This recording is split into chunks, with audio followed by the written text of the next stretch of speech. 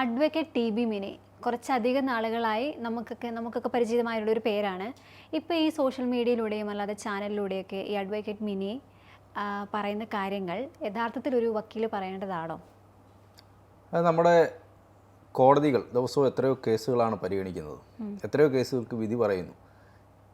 എന്തിനാണ് ഈ അഭിഭാഷകരെ വെച്ചിരിക്കുന്നത്? അഭിഭാഷകരെ വെച്ചിരിക്കുന്നത് ഒരു കേസിൽ ഒരാൾ അകപ്പെട്ടാൽ അയാളെ നിയമസഹായം കൊടുക്കുക, അയാൾക്ക് നിയമസഹായം കൊടുക്കുക. അപ്പോൾ നമ്മൾ നിയമം പഠിച്ചിട്ടുള്ള ആളുകളല്ലല്ലോ. അപ്പോൾ ഒരാൾ കേസിൽ സാധാരണക്കാരനായ അല്ലെങ്കിൽ ആരായാലും ഒരു കേസിൽ പെട്ടാൽ അയാളെ സഹായിക്കുക, കോടതിയിൽ അയാൾക്ക് വേണ്ടി അയാളുടെ ഭാഗം നിയമ സംവിധാനത്തിൻ്റെ വഴിയിലൂടെ കോടതിയെ അറിയിക്കുക. അപ്പോൾ ചില കേസുകൾ എത്രയോ പ്രമുഖരായിട്ടുള്ള വക്കീലന്മാരുടെ അഭിഭാഷകരുടെ കേസുകൾ കോടതിയിൽ പരാജയപ്പെട്ടു പോയിട്ടുണ്ട്. അപ്പോൾ പരാജയപ്പെട്ടു പോയാൽ ഉടനെ വന്ന് കോടതിയെ കുഴപ്പമാണ് എന്ന് പറയുകയല്ലല്ലോ വേണ്ടത്. അതായത് അതൊരു പ്രൊഫഷനാണ്. അഭിഭാഷകർ എന്ന് പറയുന്നത് ഒരു പ്രൊഫഷനാണ്. അപ്പോൾ ആ പ്രൊഫഷൻ എന്ന് പറയുന്നത് ഇപ്പോൾ നമ്മൾ സാധാരണ ഒരു പ്രൊഫഷൻ പോലല്ല. അതായത് ക്രിമിനൽസ് വരും. അപ്പോൾ ക്രിമിനൽസ് വരുമ്പോൾ ഉടനെ വക്കീൽ പറയുകയാണ് ഞാൻ ഈ കേസ് എടുക്കത്തില്ല, ഞാൻ ധാർമ്മികതയുടെ പക്ഷത്താണെന്ന് പറഞ്ഞാൽ അവിടെ വീട്ടിൽ ഇരിക്കത്തേ ഉള്ളൂ. കേസെടുത്ത് കോടതിയിൽ പോയി വാദിച്ച് വിജയിക്കുന്ന അഭിഭാഷകൻ ആരാണോ അയാൾക്ക് പേരും പെരുമയും ഉണ്ടാവും. പക്ഷേ ഇവിടെ ഒരു പ്രശ്നമുള്ളത്, ഒരു കേസ് കോടതിയിൽ നിൽക്കുമ്പോൾ, കോടതിയുടെ മുന്നിൽ ഒരു കേസ് നിൽക്കുന്ന സമയത്ത് ആ കേസ് വാദിക്കാൻ വേണ്ടി ആരുടെ ഭാഗം, പ്രതിയുടെ ഭാഗമായാലും വാദിയുടെ ഭാഗമായാലും വാദിക്കുന്ന അഭിഭാഷകർ യാതൊരു കാരണവശാലും ആ കേസിനെ സംബന്ധിച്ചുള്ള മറ്റ് ചർച്ചകൾ പങ്കെടുക്കാൻ പാടില്ല. അവർ പോയിട്ട് കോടതിയിൽ നമുക്കറിയാമോ കോടതിയുടെ പ്രൊസീജിയേഴ്സ് എന്തൊക്കെയാണെന്ന് നമുക്കറിയത്തില്ല. സാധാരണ ജനത്തിന് അതിനെക്കുറിച്ച് വലിയ ധാരണയില്ല, അല്ലെങ്കിൽ അതുമായി ബന്ധമില്ലാത്ത ആളുകൾക്ക് വലിയ ധാരണയില്ല. പക്ഷേ അഭിഭാഷകർക്ക് കൃത്യമായിട്ടറിയാം. അഡ്വക്കേറ്റ് ടി ബി മിനിയും ഈ അതിജീവിതയുടെ വക്കീലാണ്. ആ കേസിൽ 6 പ്രതികളെ ശിക്ഷിക്കുന്നു, ദിലീപിനെ വെറുതെ വിടുന്നു. അപ്പോൾ എന്താ സംഭവിച്ചത്? അഭിഭാഷക ടി ബി മിനി വന്നിട്ട് പറയുകയാണ്, അതിനു മുമ്പ് തന്നെ ഈ കേസുമായി ബന്ധപ്പെട്ട് നമ്മൾ ടി ബി മിനി ചാനൽ ചർച്ചകളിൽ പങ്കെടുക്കുന്നത് കണ്ടിട്ടുണ്ട്. അപ്പോൾ കോടതി മുറിയിൽ എന്തൊക്കെയാണ് നടന്നത് എന്നുള്ളത് അങ്ങനെ വന്ന് പൊതുജനത്തിനോട് പറയേണ്ട കാര്യമില്ല. അഭിഭാഷക എന്നുള്ള നിലയിൽ അവർ ചെയ്യേണ്ടിയിരുന്ന ഒരു കാര്യം, ആ കേസിൽ ദിലീപിനെ വെറുതെ വിട്ടു. അപ്പോൾ ചെയ്യേണ്ടിയിരുന്ന ഒരു കാര്യം, ഇപ്പോൾ പ്രോസിക്യൂഷൻ വന്ന് പറഞ്ഞില്ലേ ഞങ്ങൾക്ക് വിധിയിൽ തൃപ്തിയില്ല, പൂർണ്ണ തൃപ്തിയില്ല, ഞങ്ങൾ അപ്പീൽ പോകും. നമ്മുടെ നിയമ സംവിധാനം അങ്ങനെയാണ്. നമുക്കിപ്പോൾ ഇവിടെ പരാജയപ്പെട്ടു പോയാൽ ഹൈക്കോടതിയിൽ പോകാം, സുപ്രീം കോടതിയിൽ പോകാം, പിന്നെയും അവിടെ തന്നെ പല വിഭാഗങ്ങളായി നമ്മൾക്ക് കേസിന് പോകാം. അപ്പോൾ ഇതെല്ലാം ഉണ്ടെന്നിരിക്കെ സാധാരണ നിലയിൽ ഒരു അഭിഭാഷക അല്ലെങ്കിൽ അഭിഭാഷകൻ, കോടതിയെ മാനിക്കുന്ന ഒരാൾ പറയേണ്ടത്, അതായത് നിയമം പഠിച്ച ഒരാളാണ്, ആ ആൾ പറയേണ്ടിയിരുന്നത് ഞങ്ങൾ ഉറപ്പായും അപ്പീൽ പോകും, അപ്പീൽ പോയി ഞങ്ങൾക്ക് നീതി കിട്ടിയിട്ടില്ല, സ്വാഭാവികമായിട്ടും അങ്ങനെ പറയാം, നീതി കിട്ടിയിട്ടില്ല, ഞങ്ങൾ അപ്പീൽ പോകും, ഇനിയും വേറെ കോടതികളുണ്ടല്ലോ എന്ന് പറഞ്ഞ് അവസാനിപ്പിക്കുന്നതിന് പകരം അതിന് തൊട്ടു മുമ്പ് തന്നെ ടി ബി മിനി പ്രഖ്യാപിച്ചു ഞാൻ കോടതിയിലേക്ക് പോകില്ല. ഈ വിധി പ്രഖ്യാപിക്കുന്ന ദിവസം ടി ബി മിനി കോടതിയിലുണ്ടായിരുന്നില്ല. ഞാൻ കോടതിയിൽ പോകില്ല, കോടതിയോടുള്ള എൻ്റെ പ്രതിഷേധമാണ്. ഒരു കാരണവശാലും ഒരു അഭിഭാഷക അങ്ങനെ പറയാൻ പാടില്ല. അതായത് എന്താണ് നിങ്ങൾ പറഞ്ഞു വെച്ചു കൊടുക്കുന്നത്? ഈ രാജ്യത്തെ അരാജകത്വത്തിലേക്ക് നയിക്കുകയാണ് യഥാർത്ഥത്തിൽ. നമുക്ക് കേസൊക്കെ വരുമെന്നേ, കേസ് തോറ്റുപോകും, കേസ് ജയിക്കും, അങ്ങനല്ലേ, എല്ലാ കേസും ജയിക്കാനൊന്നും പറ്റത്തില്ലല്ലോ. ചില കേസുകൾ പരാജയപ്പെടും. അവിടെ കൊടുക്കുന്ന തെളിവുകളുടെ അടിസ്ഥാനത്തിലാണ് വിധി പ്രഖ്യാപിക്കുന്നത്. അല്ലാതെ ഈ വന്നിരിക്കുന്ന വക്കീൽ കൊള്ളാം എന്ന് പറഞ്ഞിട്ട് ആരെങ്കിലും ജഡ്ജി അങ്ങനെ വിധി പറയത്തില്ലല്ലോ. തെളിവുകൾ എന്തൊക്കെയാണോ അതിൻ്റെ അടിസ്ഥാനത്തിലാണ് വിധി വരിക. അത് ഇഴകീറി പരിശോധിക്കും. അതിൻ്റെ പുറത്ത് വാദപ്രതിവാദങ്ങൾ നടക്കും. ചാനൽ ചർച്ചയിലല്ല വാദപ്രതിവാദം, അത് കോടതിയിലാണ് നടത്തേണ്ടത്. കൃത്യമായ കാര്യങ്ങൾ കോടതിയെ ബോധ്യപ്പെടുത്തണം, ജഡ്ജിയെ ബോധ്യപ്പെടുത്തണം. അതാരായാലും, ഏത് ജഡ്ജിയായാലും ആ ജഡ്ജിയെ ബോധ്യപ്പെടുത്താൻ കഴിയുന്നില്ലെങ്കിൽ ആ കേസ് പരാജയപ്പെട്ടു പോകും. അത് സ്വാഭാവികമല്ലേ. പക്ഷേ അപ്പോൾ വന്ന് പറഞ്ഞത് ഇന്ത്യൻ നീതിന്യായ വ്യവസ്ഥ തല കുമ്പിട്ട് നിൽക്കുന്ന അവസ്ഥ എന്നാണ് അഭിഭാഷക പറഞ്ഞത്. ഞങ്ങൾക്കും നീതി വേണം എന്ന് പറഞ്ഞു. പിന്നീട് നിരന്തരം കോടതിയെ ആക്ഷേപിക്കുന്ന തരത്തിൽ, കോടതിക്കെതിരെ പറയുന്ന തരത്തിൽ, പ്രതിഷേധിച്ച് ഞാൻ കോടതിയിലേക്ക് പോകുന്നില്ല എന്ന് പറഞ്ഞതിന് ശേഷം നീതിന്യായ വ്യവസ്ഥയെ മുഴുവൻ ഒരു ഇരുട്ടിൽ നിർത്തുന്ന തരത്തിൽ സാധാരണ ജനങ്ങൾക്കിടയിലേക്ക് അങ്ങനെ ഒരു മെസ്സേജ് കൊടുക്കുന്നതിൽ ഈ വക്കീൽ വഹിച്ച പങ്ക് ചെറുതല്ല. കാരണം ആ കേസിൽ അതിജീവിതയ്ക്ക് വേണ്ടി പ്രോസിക്യൂഷനുണ്ട്, അതിജീവിത വെച്ച വക്കീലാണ് ഈ ടി ബി മിനി. അതിജീവിതയ്ക്ക് വേണ്ടി വാദിച്ച വക്കീലാണ്. അതാണ് ഞാൻ നേരത്തെ പറഞ്ഞത്, നമുക്ക് നിയമസഹായമാണ്, അല്ലാതെ വൈകാരികമായ പ്രകടനമല്ല അവിടെ പ്രധാനം.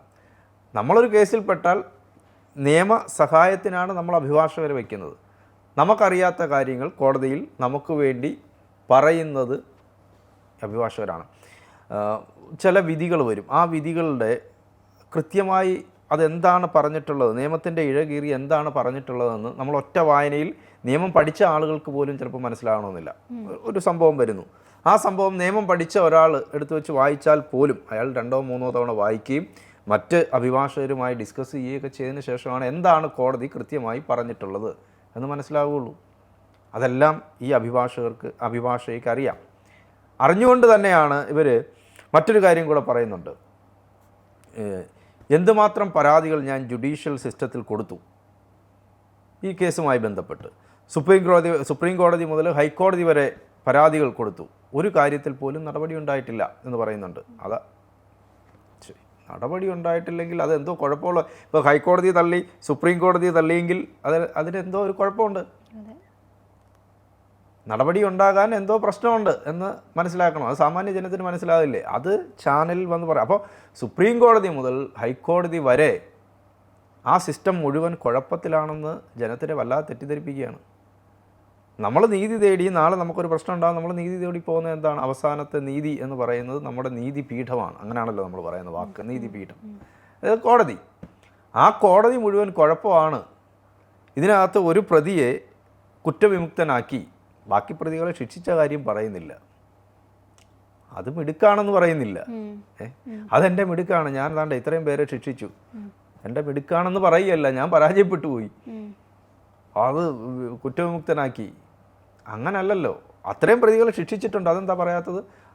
അതിലൊരു പ്രതിയെ കുറ്റവിമുക്തനാക്കിയെങ്കിൽ അത് എന്തുകൊണ്ടാണെന്ന് കോടതി വിധിന്യായത്തിൽ കൃത്യമായി ഓരോന്ന് എടുത്ത് പറഞ്ഞിട്ടുണ്ട്. ഈ വിധിന്യായം ആ വക്കീൽ വായിക്കാതിരിക്കത്തില്ലല്ലോ. വിധിന്യായത്തിൻ്റെ കോപ്പി പല ആളുകൾക്കും ഇപ്പോൾ കിട്ടിയിട്ടുണ്ട്, വക്കീലിന് കിട്ടാതിരിക്കത്തില്ല. ആ വക്കീൽ അതിനകത്ത് നോക്കുമ്പോൾ വായിക്കുക. അതിനകത്ത് കൊടുത്ത മുഴുവൻ ഈ ബാലേന്ദ്രകുമാർ ഉൾപ്പെടെ, അതുപോലെ പറഞ്ഞ ഓരോ കാര്യങ്ങളും, നമ്മൾ കേട്ടിട്ടുള്ള ഓരോ കാര്യങ്ങളും, കോടതി ഓരോ ഇവർ പ്രോസിക്യൂഷൻ കൊടുത്തിട്ടുള്ള ഓരോ കാര്യങ്ങളും ഇഴകീറി പരിശോധിക്കുമ്പോൾ അതിലെങ്ങും ഒരു പിണ്ണാക്കും ഇല്ലെന്ന് മനസ്സിലായതുകൊണ്ടാണ്. അത് കൃത്യമായി ആ വിധിന്യായത്തിൽ എഴുതി വെച്ചിട്ടുണ്ട് ഇവർ കൊടുത്തിട്ടുള്ള ഓരോന്നും. അപ്പോൾ സാമാന്യ ജനത്തിനെ തെറ്റിദ്ധരിപ്പിക്കുകയാണ്. കോടികൾ വാരി എറിഞ്ഞു. എങ്ങോട്ട് കോടികൾ വാരി എറിയുന്നു? ഒരാൾ കോടികൾ വാരി എറിഞ്ഞു എന്ന് പറഞ്ഞാൽ കോടതിയെ അങ്ങനെ അങ്ങ് സ്വാധീനിക്കാനെന്ന് അതൊരു അഭിഭാഷകർ എന്ന് പറയുമ്പോൾ, അല്ലെങ്കിൽ ആ തരത്തിൽ ആ ധ്വനിയിൽ അത് അവതരിപ്പിക്കുമ്പോൾ അത് വലിയ ദോഷം ചെയ്യും. അതൊരു അഭിഭാഷകയാണ്. അവർക്ക് ഉള്ളതുപോലെ തന്നെ അഭിപ്രായ വ്യത്യാസങ്ങളും ഒക്കെ ഉണ്ട്. അഭിപ്രായം പറയാൻ സ്വാതന്ത്ര്യമുണ്ട്, എല്ലാം ഉണ്ട്. പക്ഷേ ആത്യന്തികമായി ഞാൻ നേരത്തെ പറഞ്ഞ പ്രോസിക്യൂഷൻ പറഞ്ഞ ഒരു കാര്യം എനിക്കൊന്ന് ആദ്യമേ ഞാൻ സൂചിപ്പിച്ചെന്ന് തോന്നുന്നു. എനിക്ക് ഇടയ്ക്കിടയ്ക്ക് മറവിയുള്ളതുകൊണ്ട് ഇതൊന്നും ഓർത്തു നിൽക്കുന്നില്ല. പ്രോസിക്യൂഷൻ പറഞ്ഞെന്താ, ഞങ്ങൾ അപ്പീൽ പോകും, വിധിയിൽ തൃപ്തരല്ല. എല്ലാവരും അങ്ങനെ തന്നെയാണ് പറയുന്നത്. അടുത്ത നടപടി എന്ന് പറഞ്ഞാൽ നമ്മുടെ സിസ്റ്റം അങ്ങനെയുണ്ട്. അതിന് പകരം പിറ്റേന്ന് പോലെ പിന്നെ നീണ്ടൊരു ഫേസ്ബുക്ക് പോസ്റ്റ് ഇടുകയാണ്. എല്ലാ ദിവസവും കോടതിയിൽ നിന്ന് കണ്ണീരോടുകൂടിയാണ് ഇറങ്ങിയിട്ടുള്ളതെന്നാണ് അവർ പറഞ്ഞിട്ടുള്ളത്. അതിന് എന്തുകൊണ്ടാണെന്ന് നമുക്കറിയത്തില്ല. കാരണം കോടതി ഞങ്ങൾ പറഞ്ഞ ഒന്നും കേൾക്കുന്നില്ല എന്ന് പറഞ്ഞിട്ടാണ്. കേൾക്കുന്നില്ല എന്ന് പറഞ്ഞാൽ അതിനകത്ത് കൃത്യമായ തെളിവില്ല. ഇപ്പോൾ ദിലീപിനെ ജയിലിൽ ചെന്ന് ബാലേന്ദ്രകുമാർ കാണുമ്പോൾ അതിന് സാക്ഷിയായിട്ടുണ്ടായിരുന്ന ഒരാൾ ഫ്രാൻസിസ് സേവിയർ എന്ന് പറയുന്ന ഒരാളാണ്. ബാലേന്ദ്രകുമാറിൻ്റെ മൊഴിയാണ്.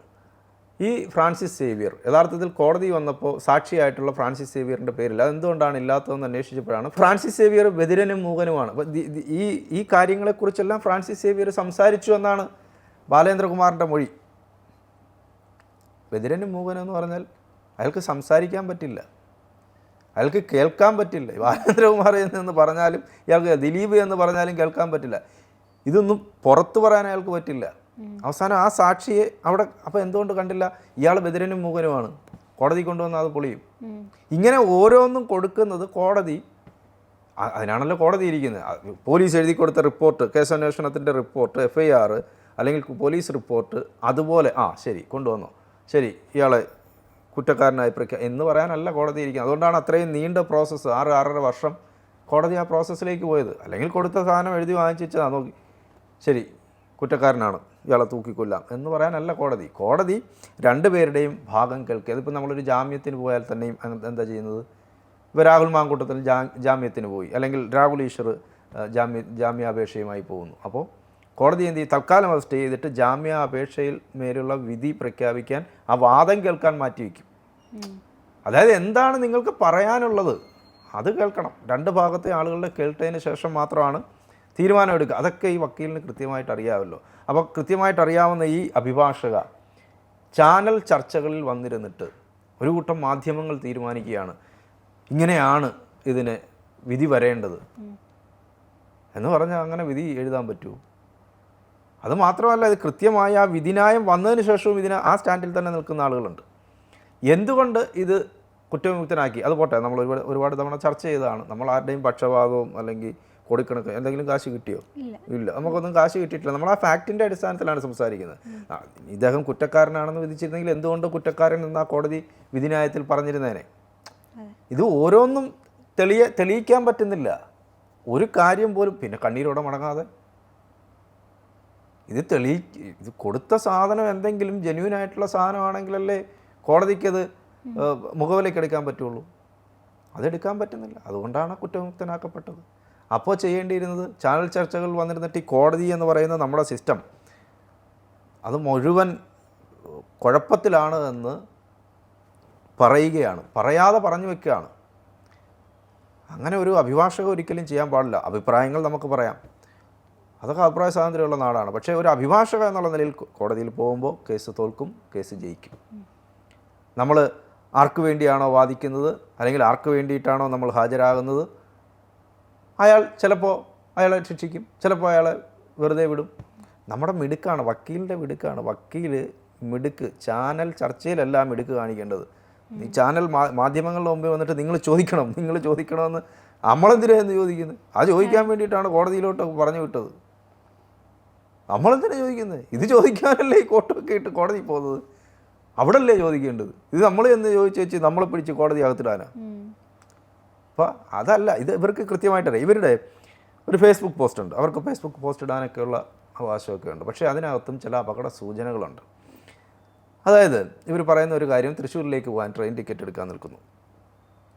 അപ്പോൾ ട്രെയിൻ ടിക്കറ്റ് എടുക്കാൻ ഒരു പ്രൈവറ്റ് അങ്ങനെ ഒരു സ്ഥാപനത്തിൽ നമുക്ക് അങ്ങനെ എടുക്കാമല്ലോ, പോയാണ് എടുക്കുന്നത്. അപ്പോൾ അവിടെ ഇരിക്കുന്ന യുവതി ചോദിക്കുന്നു, അതിജീവിതയ്ക്ക് വേണ്ടി ഹാജരായ വക്കീലല്ലേ? അതെ. കെട്ടിപ്പിടിക്കുന്നു, കരയുന്നു, ഞങ്ങൾ ഒപ്പം ഉണ്ടെന്ന് പറയുന്നു. 35 രൂപ ടിക്കറ്റാണ്, അത് വാങ്ങിക്കുന്നില്ല. അവരോടുള്ള ഇഷ്ടവും സ്നേഹവും കൊണ്ട് ചിലപ്പോൾ നമ്മളെവിടെയെങ്കിലും ചെല്ലുമ്പോൾ നമ്മളെ അറിയാവുന്ന പരിചയമുള്ള ആളുണ്ടെങ്കിൽ പറയും കാശ് ഞാൻ കൊടുത്തോളാം. ഹോട്ടലിൽ കയറുന്നു, ഇപ്പോൾ നമുക്കറിയാവുന്ന ഒരാളുണ്ടെങ്കിൽ പറയും അത് ഞാൻ കൊടുത്തോളാം എന്ന് പറയും. അതൊക്കെ സ്വാഭാവികമായിട്ടുണ്ടാകും. അതിനുശേഷം ഇവർ തൃശ്ശൂർ കോടതിയിൽ ചെന്നിറങ്ങുന്നു. അപ്പോൾ വക്കീൽ അവിടുത്തെ അഭിഭാഷകരെല്ലാം ഓടി വരുന്നു, അവർക്ക് ചുറ്റും നിന്ന് സെൽഫി എടുക്കുന്നു, ഐക്യദാർഢ്യം പ്രഖ്യാപിക്കുന്നു, ഞങ്ങളൊപ്പമുണ്ട്, നീതിക്ക് വേണ്ടി പോരാടാൻ ഞങ്ങളൊപ്പമുണ്ട് എന്ന് പറയുന്നു. ഇങ്ങനെ പറഞ്ഞ് സന്തോഷവും പുളകതവും കൊള്ളുമ്പോൾ ഉള്ള പ്രശ്നം എന്താണെന്നറിയാമോ? അഭിഭാഷക എന്നുള്ള നിലയിൽ കോടതി എന്നുള്ള സിസ്റ്റത്തെയാണ്, നിയമ സംവിധാനത്തെയാണ് അപഹസിക്കുന്നത്. അതായത് വിധി പറഞ്ഞ കോടതി ജഡ്ജിക്ക് മുകളിൽ, അല്ലെങ്കിൽ കോടതിക്ക് മുകളിലാണ് ഞാൻ, അല്ലേ? കോടതിക്ക് മുകളിലാണ് ഞാൻ എന്നാണ് പറയുക.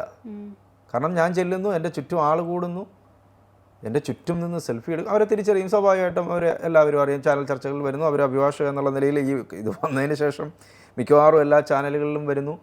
അവിടെയൊക്കെ നമ്മൾ പൊട്ടിത്തെറിക്കുകയാണ് അവർ. അങ്ങനെ ചെയ്യാൻ പാടില്ല, അതവരുടെ പ്രൊഫഷനാണ്. ഒരു അഭിഭാഷക എന്നുള്ള നിലയിൽ എന്തിനാണ് ചുമ്മാ വന്ന് ബഹളം ഉണ്ടാക്കിക്കൊണ്ടിരിക്കുന്നത്? ബാക്കി കാര്യങ്ങൾ ചെയ്യണം. കേസ് തോറ്റുപോയി, അല്ലെങ്കിൽ കേസ് തോറ്റു എന്നും പറയാൻ പറ്റത്തില്ലല്ലോ. ഒരാളെ കുറ്റവിമുക്തനാക്കി, ബാക്കി 6 പേരെ പിടിച്ച് അകത്തിട്ടിട്ടുണ്ടല്ലോ. അപ്പോൾ ഒരാളെ പർട്ടിക്കുലർ ആളെ, ഇപ്പോൾ ദിലീപിനെ കുറ്റവിമുക്തനാക്കി, അതുകൊണ്ട് ഇത് മൊത്തം പരാജയമാണെന്നാണോ? അദ്ദേഹത്തെ കുറ്റവിമുക്തനാക്കിയെങ്കിൽ അതിന് കൃത്യമായ റീസൺ കോടതി വിധിന്യായത്തിൽ പറഞ്ഞിട്ടുണ്ട്. അതെടുത്ത് വായിച്ച് നോക്കിയാൽ ആർക്കും മനസ്സിലാവും. അത് വായിച്ച് നോക്കിയിട്ടുള്ള ആളാണല്ലോ. അത് ഒരു ചർച്ചയിൽ വന്നിട്ട് പറഞ്ഞു, കോടതി എനിക്ക് ഈ വിധിന്യായം തരുമോയെന്ന് അറിയത്തില്ല. അത് ഞാൻ കേട്ടു. എന്താ തരാത്തെ? കോടതി മൊത്തം കുഴപ്പമാണെന്ന് ഒരു അഭിഭാഷക പറയുകയാണെങ്കിൽ നാളെ മുതൽ കോടതിയിൽ പോകാൻ പാടില്ല. വക്കീൽ കുപ്പായം ഊരി വയ്ക്കണം. ജനത്തെ മുഴുവൻ തെറ്റിദ്ധരിപ്പിക്കുകയാണ്. ഒരു കേസിൽ അവർക്ക് ആത്മാർത്ഥതയുണ്ടാകും, ഒരു കേസിന് വേണ്ടിയിട്ട് നിൽക്കുമ്പോൾ അവരോട് ഒരു വൈകാരികമായ അടുപ്പമുണ്ടാകും, അതെല്ലാം ഉണ്ടാകും. കോടതി എന്ന് പറയുന്ന സിസ്റ്റത്തിനെ നമ്മൾ ബഹുമാനിക്കുന്നു. ഈ വിധി നാളെ വേറെ ഏത് കേസ് വന്നാലും അതിനകത്ത് കോടതിയുടെ വിധിന്യായം ഉണ്ടാകുമ്പോൾ ആ വിധിയെ നമ്മൾ അംഗീകരിക്കുന്നു എന്നേ പറയാൻ പറ്റുള്ളൂ. പിന്നെ നീതി കിട്ടിയില്ല എന്നപ്പോൾ എത്രയോ കേസുകൾ, പ്രമാദമായ കേസുകളൊക്കെ വരുമ്പോൾ നമ്മൾ വിചാരിക്കും കടുത്ത ശിക്ഷ കൊടുക്കുമെന്ന് വിചാരിക്കുന്ന കേസുകളൊക്കെ ഉണ്ട്. അപ്പോൾ അവിടെ ഈ ഇപ്പോൾ ഒരു ഉരുട്ടിക്കൊല കേസ് വന്ന ഉദയൻ, അതിൽ എനിക്കൊന്ന് വെറുതെ വിട്ടു അവരെ. അപ്പോൾ അങ്ങനെയൊക്കെ സംഭവിക്കും. കോടതിയിൽ അത് കൃത്യമായി പ്രോസിക്യൂഷന് തെളിയിക്കാൻ പറ്റാതെ പോകുമ്പോഴാണ്. അപ്പോൾ ചില കേസിൽ കടുത്ത ശിക്ഷ കിട്ടും എന്ന് വിചാരിക്കുന്നിടത്ത് നിസ്സാരമായ ശിക്ഷയായിരിക്കും. അപ്പോൾ നീതി കിട്ടിയില്ല, സ്വാഭാവികമായ പ്രതികരണമാണ്. അപ്പോൾ നീതി കിട്ടിയില്ലെങ്കിൽ നീതി കിട്ടാൻ വേണ്ടി അടുത്ത കോടതിയിലേക്ക് പോകാൻ നമ്മുടെ സിസ്റ്റം ഇങ്ങനെ ഫ്രെയിം ചെയ്ത് നമ്മളെ, അങ്ങനെയാണ് നമ്മുടെ സിസ്റ്റം. അതിന് പകരം വന്നിരുന്ന മുഴുവൻ ജനത്തിനെയും തെറ്റിദ്ധരിപ്പിക്കുന്ന തരത്തിൽ കോടതി അത് അവിടെ നടക്കുന്ന ഓരോ കാര്യങ്ങളും, കോടതിയിൽ പ്രതിഭാഗത്തിൻ്റെ വക്കീൽ ഈ പ്രോസിക്യൂഷൻ്റെ ഏതോ ഒരു വക്കീലിനെ അടിക്കാനായിട്ട് ഓടി വന്നു. ഈ മിനി വക്കീൽ കയറി തടസ്സം പിടിച്ചു. കോടതി ഒരക്ഷരം മിണ്ടിയില്ല, കോടതി നോക്കിയിരുന്നു. ഇങ്ങനെയൊക്കെ പറയാൻ പാടില്ലെന്ന്. കോടതിയിൽ പലതും നടക്കും. വാദപ്രതിവാദത്തിനിടയ്ക്ക് പല കാര്യങ്ങളും പറയും. അതൊക്കെ പുറത്ത് ചാനൽ ചർച്ചയിൽ വന്നിരുന്ന് പറയാൻ പാടില്ല. അല്ലെങ്കിൽ തന്നെ ആ കേസിന് വേണ്ടി, ആ അതിജീവിതയ്ക്ക് വേണ്ടി കോടതിയിൽ ഹാജരായിക്കൊണ്ടിരുന്ന സമയത്ത് തന്നെ ഈ മുഴുവൻ കാര്യങ്ങളെക്കുറിച്ചും ഒരു കാരണവശാലും വക്കീൽ ചാനൽ ചർച്ചകളിൽ പങ്കെടുത്ത് പറയാൻ പാടില്ല. അല്ലെങ്കിൽ ആ വക്കാലത്ത് ഒഴിഞ്ഞിട്ട് പറയണമായിരുന്നു. വേറൊരു വക്കീലിന് വന്നിരുന്നു പറയാം. എത്രയോ വക്കീൽ അഭിഭാഷകർ, ഇപ്പോൾ MR അഭിലാഷ് എന്നൊക്കെ പറയുന്ന, പിന്നെ എന്താണ് വേറൊരു വക്കീലുണ്ട് ശ്രീജിത്ത് പെരുമന, ഇങ്ങനെയൊക്കെ പറയുന്ന അഭിഭാഷകരൊക്കെ വന്നിരുന്ന് പറയാറുണ്ട്. അവർക്ക് പറയാം. അപ്പോൾ ഇതൊക്കെ മനസ്സിലാക്കി വെച്ചിട്ട്, ഇതൊക്കെ എല്ലാവർക്കും അറിയാവുന്നതാണ്. അപ്പോൾ കോടതിയെ അങ്ങനെ പൊതുജനത്തിൻ്റെ മുന്നിൽ വലിച്ചു കീറാൻ ഒരു വക്കീലും ഇട്ടുകൊടുക്കാൻ പാടില്ല. ഞാൻ ആഗ്രഹിച്ച പോലെ ഒരു വിധി ഉണ്ടായില്ല എന്ന് കരുതി എല്ലാ അഭിഭാഷകരും നാളെ മുതൽ വിചാരിക്കണം ഞാൻ ആഗ്രഹിച്ച പോലെ വിധി ഉണ്ടാകണം. അതിന് പണിയെടുക്കണം. പണിയെടുത്ത് ഈ എവിഡൻസ് ഒക്കെ കൊടുത്ത് ഇത് പോലീസ് കൊടുത്ത പോലീസിൻ്റെ റിപ്പോർട്ടിന്മേലാണല്ലോ ബാക്കി ഇതെല്ലാം നടക്കുന്നത്. പോലീസ് കൊടുക്കുന്ന റിപ്പോർട്ടിന്മേലാണ് പിന്നെ. അപ്പോൾ അന്വേഷണ ഉദ്യോഗസ്ഥർ എടുത്തു വെച്ചിരിക്കുന്ന സാധനങ്ങൾ മൊത്തം അടിസ്ഥാനമില്ലാത്ത സാധനങ്ങൾ, അടിസ്ഥാനമില്ലാതൊരു കെട്ടിടം പണിത് വെച്ചിരിക്കുകയാണെങ്കിൽ എന്ത് സംഭവിക്കും? നല്ല കാറ്റും മഴയും വരുമ്പോൾ ഇതെല്ലാം കൂടെ നിലംപൊത്തും. അപ്പോൾ കോടതി വരുമ്പോൾ കൊടുങ്കാറ്റ് പോലെ ചില വക്കീലന്മാർ വരും. വക്കീലൻ രാമൻപിള്ളയെ പോലുള്ള വക്കീൽ, അദ്ദേഹം യഥാർത്ഥത്തിൽ അദ്ദേഹം എന്തെങ്കിലും പറയുന്നുണ്ടോ? അദ്ദേഹത്തിനെ പോലും കേസിൽ പ്രതിയാക്കാനുള്ള ശ്രമം ചില ഘട്ടത്തിൽ നടന്നു. ആ സമയത്ത് പോലും രാമൻപിള്ള വന്നിട്ട് എന്തെങ്കിലും കോടതി മുഴുവൻ കുഴപ്പമാണ്, അല്ലെങ്കിൽ ഈ സിസ്റ്റം, പോലീസ് സിസ്റ്റം കുഴപ്പമാണ് എന്ന് പറഞ്ഞോ? ഇല്ല. അദ്ദേഹത്തിന് അറിയാം അടുത്ത് എന്ത് ചെയ്യണമെന്ന്. അതറിയണം, അതൊക്കെ പഠിക്കണം. അത് പഠിക്കാതിരുന്നാൽ ഇങ്ങനെയൊക്കെ സംഭവിക്കും. ശരി.